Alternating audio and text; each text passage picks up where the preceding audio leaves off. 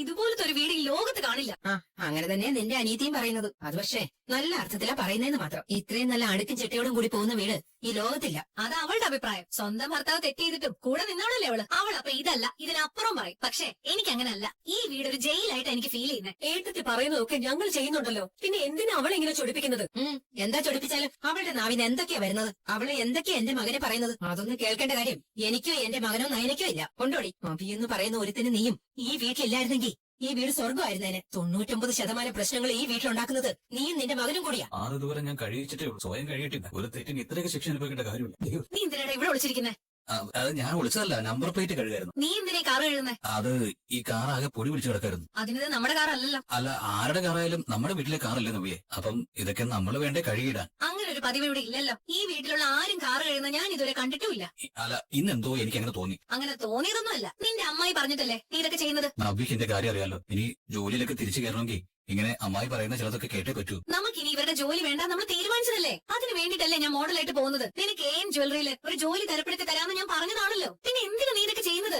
പോട്ടെ നവ്യ, എവിടെ ജോലി ചെയ്താലും നമ്മൾ താമസിക്കേണ്ടത് ഇവിടെ തന്നെയല്ലേ. എന്താ നമുക്ക് പുറത്ത് താമസിച്ചൂടെ? പൈസ വന്നു കഴിഞ്ഞാലേ ആരുടെ അടിമയായിട്ട് ജീവിക്കേണ്ട കാര്യം നമുക്കില്ല. എന്നാലും അനന്തപുരി തറവാടിന്റെ ഒരു ഷെയർ നമുക്കുള്ളതാ. അതുപോലെ കമ്പനിയിൽ ഷെയർ ഉണ്ട്. അതൊക്കെ കളഞ്ഞിട്ട് എന്തിനാ നമ്മൾ പോകുന്നത്? മനുഷ്യനായാലേ ആത്മാഭിമാനം വേണോടാ, കുറച്ചൊക്കെ അന്തസ്സും വേണം. എന്നാ പിന്നെ കാർ കഴിയിട്ട് നീ തെങ്ങിന് തടവെടുക്ക്. അതിനുശേഷം പറമ്പൊക്കെ വൃത്തിയാക്ക്. മനുഷ്യന്റെ വില കളയാനായിട്ട് കുറെ ഇറങ്ങി തിരിച്ചിട്ടുണ്ട്. നിന്റെ അമ്മ ഇവിടെ കിടന്ന് രാപ്പകലില്ലാതെ ജോലി എടുക്കുക. എന്തിനാ എല്ലാവർക്കും ഇങ്ങനെ വെച്ച് വിളമ്പുന്നത്? ഒരു വീട്ടില് 2 അടുപ്പെന്നുള്ള ഐഡിയ ആദ്യം എന്നോട് പറഞ്ഞത് എന്റെ അമ്മായിമ്മ തന്നെയാ. അവരിപ്പോ ഒരു അടുപ്പാക്കിയെന്ന് മാത്രമല്ല, ബാക്കിയുള്ളവരൊന്നും ഒരു പണിയും ചെയ്യാൻ സമ്മതിക്കുന്നില്ല.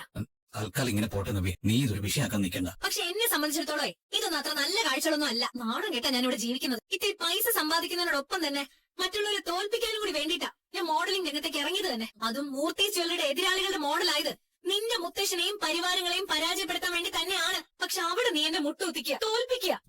മുത്തശ്ശന്റെ എല്ലാ സ്വാധീനം ഉപയോഗിച്ച് ആദർശേഷനെ എങ്ങനെയെങ്കിലും പുറത്തു കൊണ്ടുവരണം. ഇങ്ങനെ ഒരു സംഭവം ഉണ്ടായപ്പോ അത് ആദ്യം അറിയിക്കേണ്ടിയിരുന്നത് എന്നല്ലായിരുന്നു. എന്നിട്ട് എന്നോട് എപ്പോഴാ ഇതെല്ലാവരും പറഞ്ഞത്? നയനമോട് വന്ന് പറഞ്ഞപ്പോഴാണ് ഞാനിതൊക്കെ അറിയുന്നത്. അത് പിന്നെ അച്ഛന് ഷോക്കാവെന്ന് കരുതിയിട്ടാ ഞങ്ങളൊന്നും പറയാതിരുന്നത്. അപ്പൊ നയനമോൾ എന്നോട് ഈ വിവരം പറഞ്ഞില്ലായിരുന്നെങ്കിൽ ഞാൻ ഇപ്പോഴും ഇത് അറിയില്ലായിരുന്നല്ലോ. അപ്പൊ എങ്ങനെയാ ഞാൻ ഈ പ്രശ്നം സോൾവ് ചെയ്യേണ്ടത്? ഇനിയിപ്പോ അത് കാര്യമാക്കണ്ട മുത്തശ്ശ, എന്തെങ്കിലും ഉടനെ ചെയ്യണം. ഞാൻ വിളിക്കാനുള്ളവരെയൊക്കെ വിളിച്ചു കഴിഞ്ഞു. ഇതുകൊണ്ടാണ് ഞാൻ അന്ന് പറഞ്ഞത് ഞാൻ പോകാം. ഈ പ്രായത്തിൽ ഞാൻ ഇനി ജയിലിൽ കിടന്നാൽ ആർക്ക് എന്ത് നഷ്ടം വരാണ്? അതുപോലെയാണോ ആദർശന്റെ കാര്യം? അവനെ ചുറ്റിപ്പറ്റിയാണ് ഇപ്പൊ എല്ലാം നിൽക്കുന്നത്. അച്ഛൻ ജയിലിൽ കിടന്നാലും ഞങ്ങൾക്ക് വിഷമോ. ഞങ്ങൾ രണ്ടാളും കൂടി പോയാൽ മതിയായിരുന്നു. ഇതിപ്പോ അതേപ്പറ്റി പറയാതെ എന്താ ചെയ്യാൻ പറ്റുന്ന ചിന്തിക്കാൻ വേണ്ടത്? പക്ഷേ ഞങ്ങൾ രണ്ടാളും കൂടെ ഒന്ന് ദുബായിലേക്ക് പോയാലോ? പിന്നെ നിങ്ങളും കൂടി അകത്തായിരുന്നു വാർത്ത കേൾക്കാൻ. പോകണമെങ്കിൽ ഞാൻ പൊക്കോളാം, അല്ലാതെ ആരും പോകണ്ട. എന്നാൽ ഇന്നൊരു ദിവസം കൂടി കഴിയട്ടെ. കുടുംബത്തിന്റെ താളം തെറ്റുന്നു എന്നറിഞ്ഞിട്ടാണ് വസുന്ധര അയാളുടെ കുടുംബക്ഷേത്രത്തിലേക്ക് പോയത്.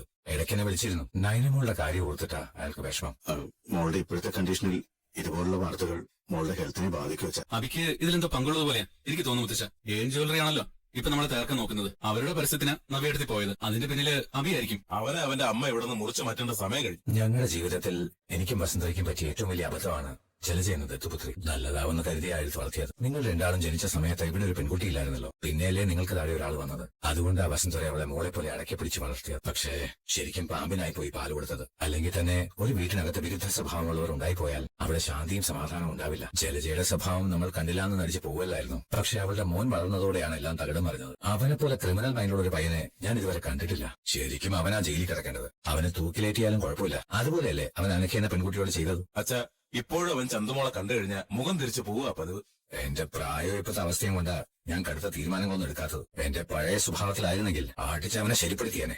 ഈ വീട്ടിന്റെ ഗേറ്റ് കടത്തി വിട്ടേനെ. റാസ്കൽ. അപ്പൊ ഐശ്വര്യമായിട്ട് അഭിമോൾ തന്നെ കേക്ക് മുറിച്ചാട്ടെ.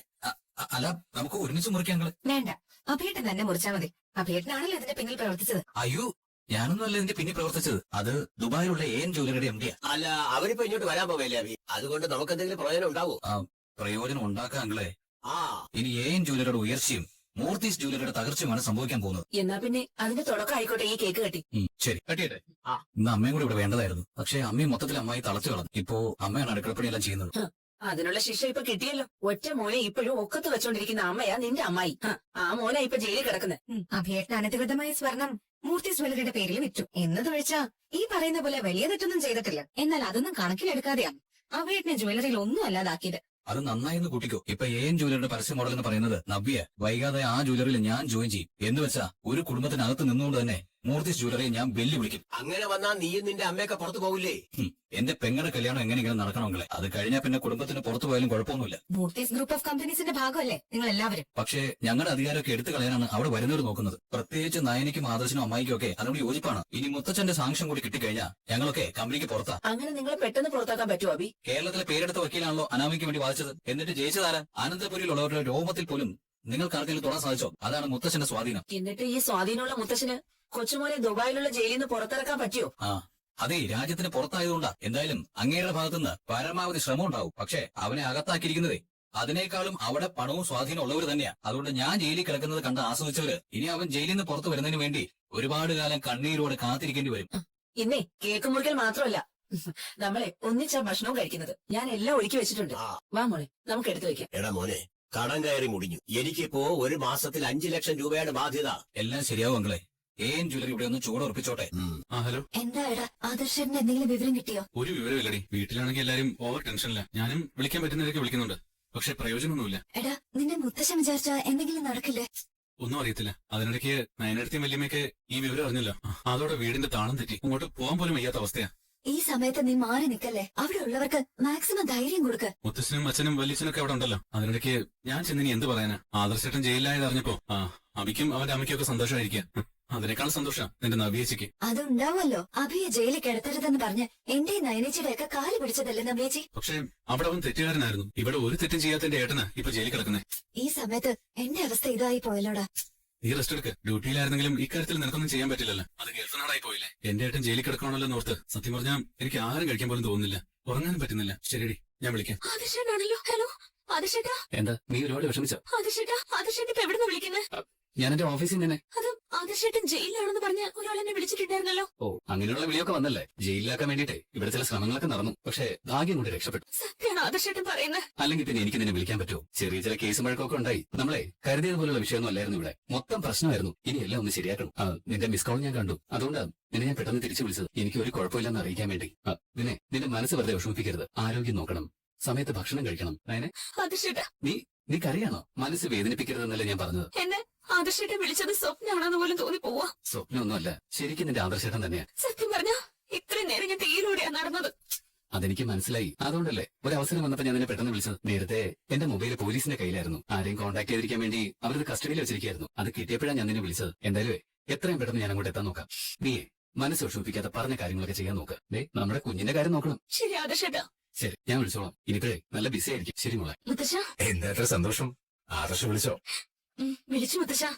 ഇപ്പൊ ഇങ്ങോട്ട് വിളിച്ചതേ ഉള്ളൂ. എനിക്കറിയായിരുന്നു അവൻ വിളിക്കുമെന്ന്. അവിടെ നടക്കുന്ന പ്രശ്നങ്ങളൊക്കെ ഞാൻ അപ്പൊ പറഞ്ഞോണ്ടിരിക്കായിരുന്നു മോളെ. എന്നിട്ട് നിങ്ങളെ ആരെയും ടെൻഷൻ ആക്കണ്ടെന്ന് വിചാരിച്ചാണ് ആരോടും ഒന്നും പറയാതിരുന്നത്. സത്യം പറഞ്ഞാ ജയനും അജയനും അറിയുന്നതിന് മുൻപ് തന്നെ ഞാൻ എല്ലാം അറിഞ്ഞതാണ്. അപ്പൊ തന്നെ വേണ്ട കാര്യങ്ങളെല്ലാം ചെയ്തു. അവന്റെ ജ്വല്ലറിയിലുള്ളവര് പോലും അവൻ കേസിൽ നിന്ന് രക്ഷപ്പെട്ട വിവരം അറിഞ്ഞിട്ടില്ല. അവരെയും ഞാനാണ് വിളിച്ചറിയിച്ചത്. എന്നാലും നമ്മൾ ആരും പ്രതീക്ഷിക്കാത്ത സംഭവങ്ങളായിരിക്കുമല്ലോ അവിടെ നടന്നത്. അതുകൊണ്ടാണ് ഞാൻ പറഞ്ഞത് അവൻ പോകണ്ട, ഞാൻ തന്നെ പോവാന്ന്. ഇപ്പൊ ഇവിടെ ഇരുന്നു കൊണ്ട് ആ തലവേദനകളെല്ലാം ഞാനല്ലേ ഒഴിവാക്കിയത് മോളെ. അപ്പൊ പിന്നെ ഞാൻ അവിടെ ചെന്നിരുന്നെങ്കിൽ കാര്യങ്ങൾ കുറച്ചുകൂടി എളുപ്പമായേനെ. അവനെ കരുതിക്കൂട്ടി ജയിലിലാക്കാൻ നോക്കിയത്. അതിന്റെ പിന്നിൽ കളിച്ചതൊക്കെ ആരാണെന്ന് അധികം വൈകാതെ അറിയാൻ കഴിയും. തിരിച്ചു വന്നതിന് ശേഷം എല്ലാം വിശദമായിട്ട് പറയാന്നാ ആദർശേട്ടൻ പറഞ്ഞത്. മോളുടെ സങ്കടം മാറിയല്ലോ. ഇപ്പോഴും എന്റെ ശ്വാസം ഒന്ന് നേരെ വീണത്. എനിക്കറിയാം മോളെ.